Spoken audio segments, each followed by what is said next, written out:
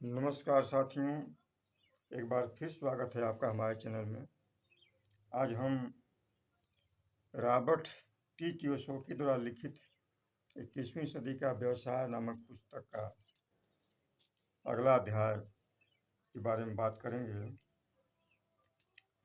Robert T Kiyosaki कहते हैं कि आप कहाँ रहते हैं।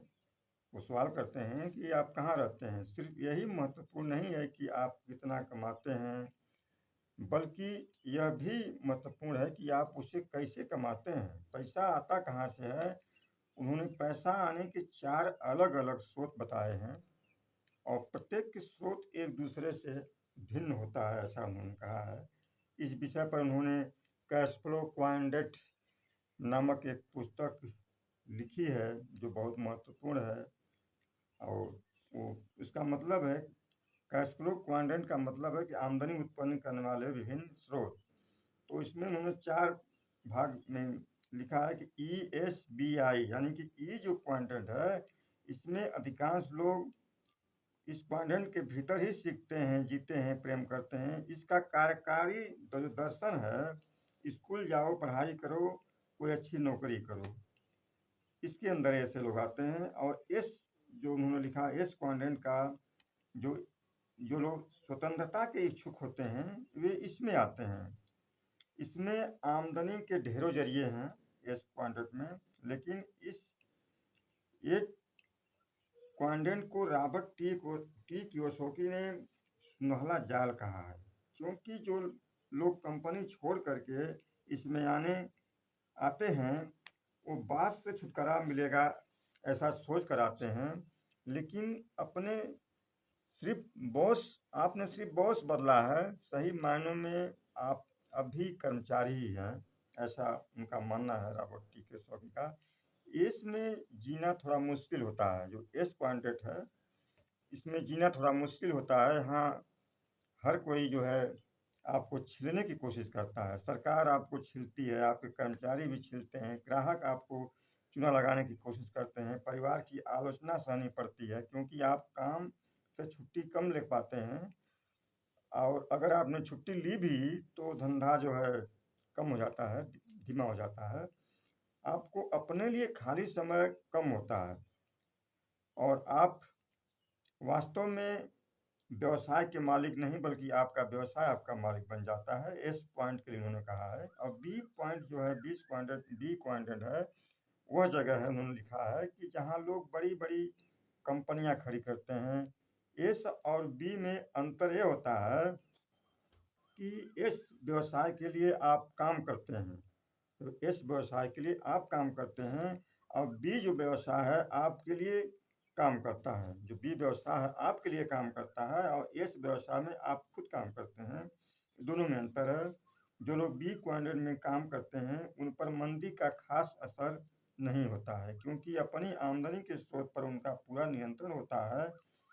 इसलिए और आई जो क्वाड्रेंट उन्होंने कहा है, आई में निवेशक आते हैं, जो लोग निवेश करते हैं। और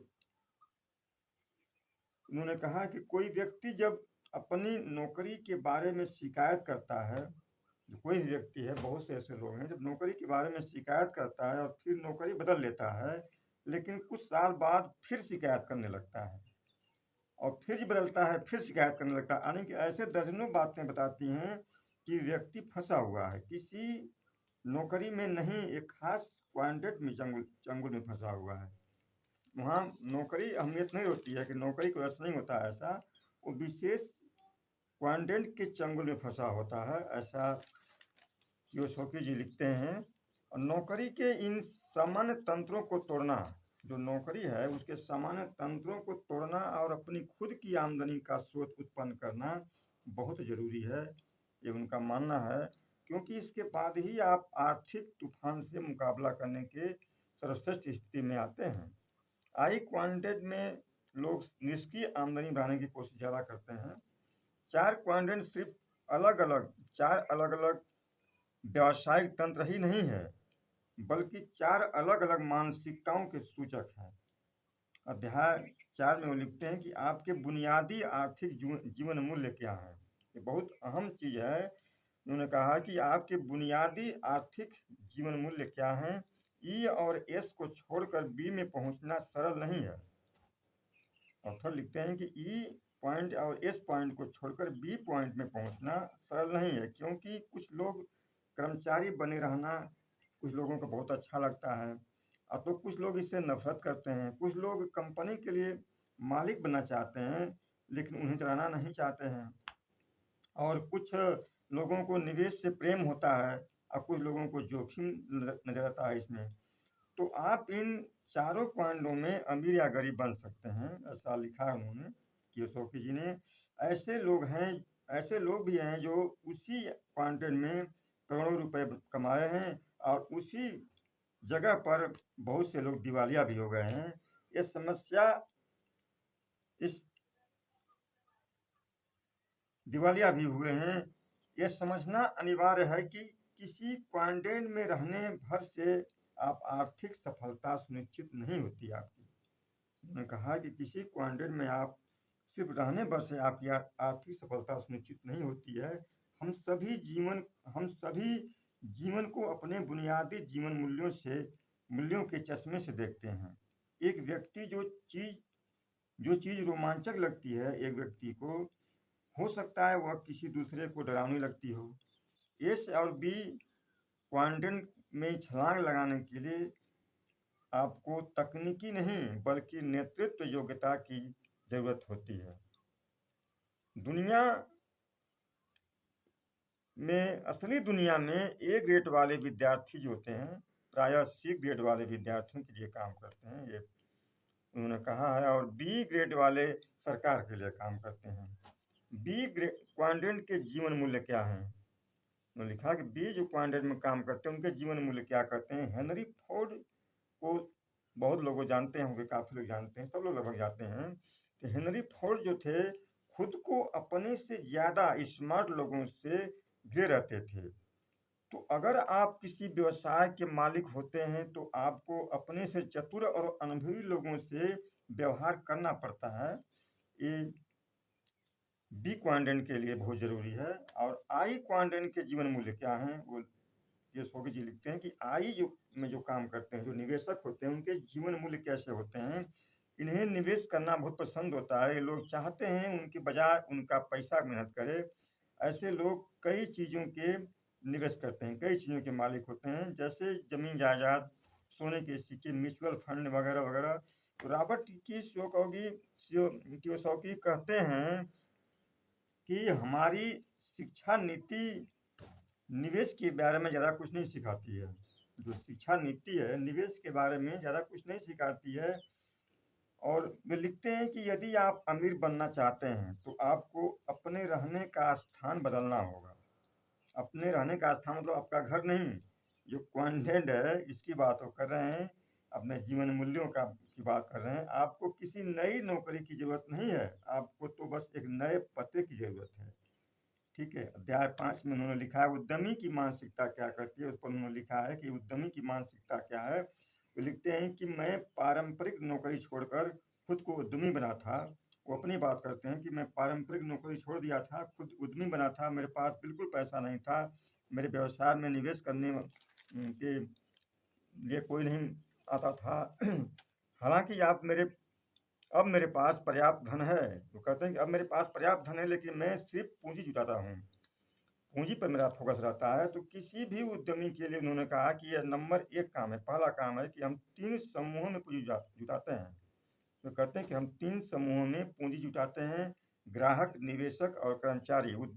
उद्यमी के रूप में आपका काम ग्राहकों को अपने प्रोडक्ट खरीदने के लिए प्रेरित करना है। यदि आपके ग्राहक प्रोडक्ट के बदले पैसे देने को राजी होते हैं तो आपके निवेशक आपको बहुत सारे पैसे देंगे। इसके बाद कर्मचारियों को दी जाने वाली तनख्वाह जो है उसका 10 गुना उत्पादन आप नहीं करवा पाते हैं तो आप व्यवसाय से बाहर हो जाएंगे। ये कियोसाकी जी लिखते हैं कि अगर कर्मचारियों की जो तनख्वाह होती है उसका 10 गुना उत्पादन आप नहीं करवा पाएंगे तो आप व्यवसाय से बाहर हो जाएंगे। मेरा मुद्दा यह नहीं है कि हर व्यवसाय में आपको पूंजी जुटानी पड़ती है। वास्तव में जिस बिजनेस मॉडल को मैं इस पुस्तक में बताने जा रहा हूँ उसके उसमें अपना व्यवसाय शुरू करने के लिए पूंजी जुटाने की कोई ज़रूरत नहीं होती है, क्योंकि यह काम कोई दूसरा पहले ही कर चुका है। लेकिन आपको खुद अपना व्यवसाय खड़ा करना पड़ता है। उद्यमी की परिभाषा पर गौर करें। आप चीज़ें घटित करवाते हैं। उद्यमी के लिए उन्होंने कहा है कि आप जो चीज़ें घटित करवाते हैं आप यात्रियों की कतार से बाहर निकल करके बस के अगले हिस्से तक चलकर जाते हैं और अपने जीवन की ड्राइविंग सीट पर बैठ जाते हैं। ये फॉर्मूला उन्होंने दिया है कि जो उद्यमी होते हैं वो चीज़ों को घटित करवाते हैं। ठीक है, उद्यमी बनने के लिए किस चीज़ की जरूरत होती है? अपनी प्रतिभा को खोजने और उसे विकसित करने और संसार को देने के लिए एक साहस की जरूरत होती है। और आप ऐसे करोड़ों लोग हैं जो उद्यमी बनने और खुद का व्यवसाय चलाने के सपने देखते हैं, लेकिन समस्या है कि अधिकांश लोगों का सपना सिर्फ सपना ही रहता है। आपका मस्तिष्क असीमित है। रॉबर्ट कियोसाकी कहते हैं कि आपका जो मस्तिष्क है ना, बिल्कुल असीमित है, उसका कोई सीमा नहीं है। आपकी शंकाएं हैं जो आपको सीमित कर रही हैं। दौलत किसी भी मनुष्य की सोचने की क्षमता का परिणाम है। ये बहुत से आर्थर लिखे हैं, उनकी अपनी अपनी पुस्तकों में मिलता है। आपने पढ़ा होगा कि दौलत जो होती है किसी भी मनुष्य की सोचने की क्षमता का परिणाम होती है। बड़े होकर आप क्या बनना चाहते हैं? ये सवाल किया उन्होंने, रॉबर्ट कियोसाकी जी ने, कि बड़े होकर के आप क्या बनना चाहते हैं? जब मैं अपनी बात करते हैं, जब मैं बच्चा था, मेरे वास्तविक डैडी जो थे मुझे स्कूल जाने के लिए प्रेरित किए, अच्छे ग्रेड लाओ, अच्छी नौकरी की सलाह पाने की सलाह दिए। माँ मुझे डॉक्टर या वकील बनने के लिए प्रेरित करती थी। अमीर डैडी ने कहा कि तुम्हें अमीर बनना है तो व्यवसायी और निवेशक बनना चाहिए। तो मेरे माता पिता इस क्वाड्रेंट के लिए प्रेरित करते थे। और मेरे अमीर डैडी जो मेरे माता पिता थे, अपने माता पिता ई क्वाड्रेंट के लिए प्रेरित करते थे। और मेरे अमीर डैडी जो थे बी और आई जो क्वाड्रेंट हैं उनके लिए प्रोग्रामिंग कर रहे थे। दुनिया देखिए, दुनिया सताने वाले, रॉबर्ट जी कहते हैं कि दुनिया सताने वाले और छोटी मानसिकता के लोगों से भरी पड़ी है। दुनिया जो है सताने वालों और छोटी मानसिकता के लोगों से भरी पड़ी है। चाहे आपके बॉस हों, पड़ोसी हों, मित्र हों, अब आप नहीं चाहते कि वे आपको अपने इशारों पर नचाएं।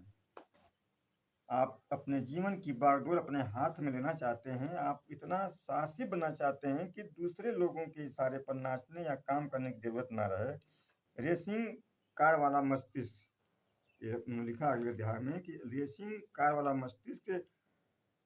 आइए अब मैं वही सवाल दोबारा पूछता हूँ। रॉबर्ट जी कहते हैं कि मैं दोबारा सवाल पूछता हूँ आपसे कि आप कहाँ रहते हैं?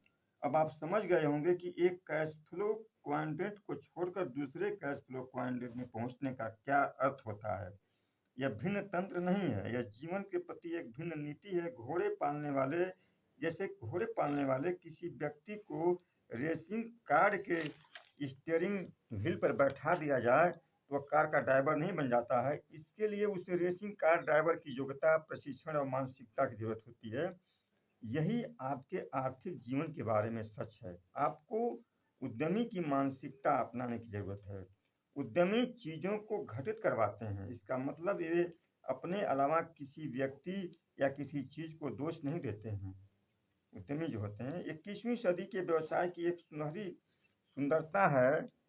रॉबर्ट कियोसाकी जी लिखते हैं कि 21वीं सदी का जो व्यवसाय है, एक बहुत सुंदरता इसके अंदर यह है कि उस व्यवसाय की सारी जमीनी काम दूसरे लोग आपकी खातिर पहले ही कर चुके हैं। आपकी मदद के लिए अनुभवी लीडर्स आपका मार्गदर्शन देने और सफल बनाने के लिए समर्पित हैं। आज के समय में सारे जो है आपको मिल जाएंगे मार्गदर्शक, अनुभवी लीडर्स, और आपकी जमीनी जो काम है दूसरे लोग कर चुके हैं। इस जो है सुंदरता है आज के व्यवसाय की। आपको बहुत ज़्यादा मेहनत नहीं करनी है। और लेकिन अगर आप में उद्यमी की मानसिकता नहीं है, ये भी लिखते हैं कि अगर आप में इस सब पहले अवसर तो ठीक है, लेकिन अगर आपके अंदर उद्यमी की मानसिकता ही नहीं है तो व्यवसाय चाहे कितना भी अच्छा हो, उसे काफ़ी मुश्किलों का सामना करना पड़ेगा। इस पुस्तक के खंड 2 में हम जिस बिजनेस मॉडल को देखेंगे वह एक रेसिंग कार है, लेकिन उसके स्टीयरिंग व्हील के पीछे आप बैठे हैं। ये समझ लीजिए कि स्टीयरिंग व्हील के पीछे आप बैठे हैं, सबसे पहली और महत्वपूर्ण बात यह है कि यह आपके बारे में है और क्या आप स्टीयरिंग व्हील को संभालने के लिए तैयार हैं? आपके पास वह सब है जिसकी ज़रूरत है? तो ये रॉबर्ट कियोसाकी ने ये लिखा है और उनकी मानसिकता यही है कि नौकरी भी ठीक है, उनका अपना नज़रिया है, नौकरी भी ठीक, बहुत लोग नौकरी में भी पैसे कमाते हैं, अच्छी जगहों पर हैं, लेकिन वो ज़्यादातर व्यवसाय के ऊपर ही जोर देते हैं। उद्यमी के व्यवसाय में भी उद्यमी का रूप जो है ज़रा कुछ रहा है। तो ये हमारा और अगले जो अध्याय में उन्होंने कहा है कि अगले अध्याय में जो हम बात करेंगे, एक अलग मॉडल की बात करेंगे, तो उसकी चर्चा हम अगले वीडियो में करेंगे। धन्यवाद।